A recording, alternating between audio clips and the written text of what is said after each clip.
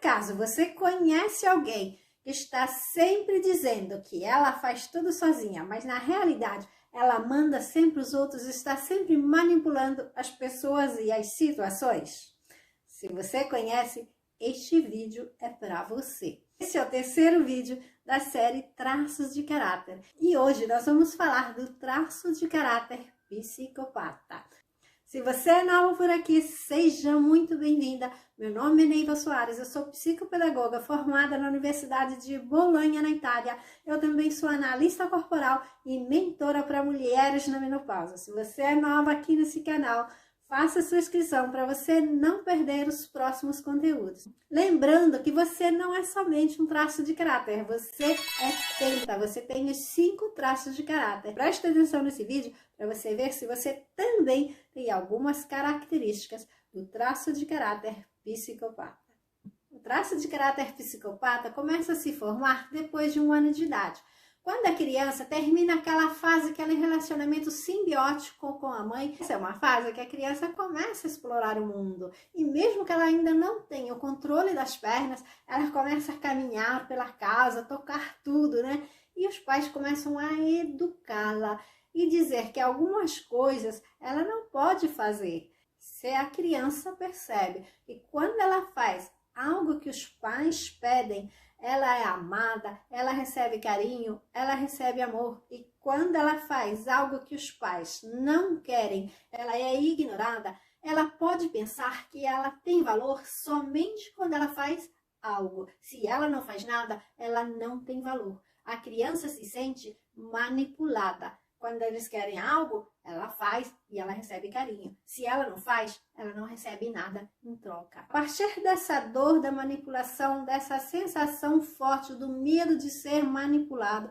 o psicopata desenvolve muitos recursos. E um dos maiores recursos do psicopata é aquele de negociar. O psicopata tem a capacidade de analisar, de observar as outras pessoas, entenderem o que elas querem, oferecer algo para conseguir aquilo que ele quer. E para ser um bom negociador, obviamente, o psicopata também desenvolveu a capacidade de comunicar, de encontrar soluções para os problemas, de articular as coisas e as pessoas. O traço de caráter psicopata, ele também tem essa habilidade de negociar com os outros traços de caráter. Isso é muito importante, porque o traço de caráter psicopata, ele consegue tirar o melhor de todos os traços de caráter para conseguir alcançar um objetivo.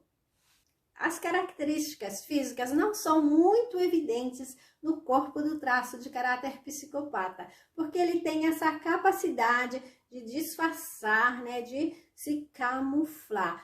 Mas existem algumas características, como o corpo à forma de triângulo de ponta cabeça e o olhar penetrante. Quando se fala de traço de caráter psicopata, muitas pessoas não gostam, não querem ter esse traço de caráter, porque esse nome está associado a distúrbios, a patologias, a transtornos.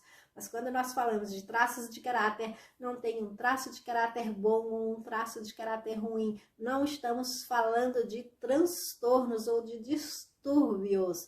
Depende de como você usa os seus traços de caráter. Depende se o seu traço de caráter está no recurso ou se está na dor. E a esse propósito, vamos ver como é o traço de caráter psicopata na dor, como você pode fazer para tirar o seu traço de caráter psicopata da dor. Quando o traço de caráter psicopata está na dor, ele vai sentir muito medo de ser manipulado.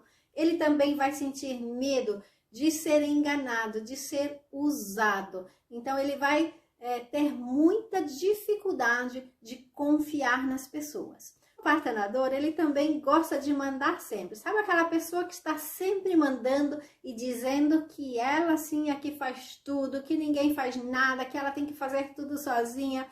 Esse é o traço de caráter psicopata na dor. Ele faz de conta que faz tudo, mas ele manda todo mundo, ele manipula todo mundo, ele seduz as pessoas para elas fazerem aquilo que ele tem que fazer.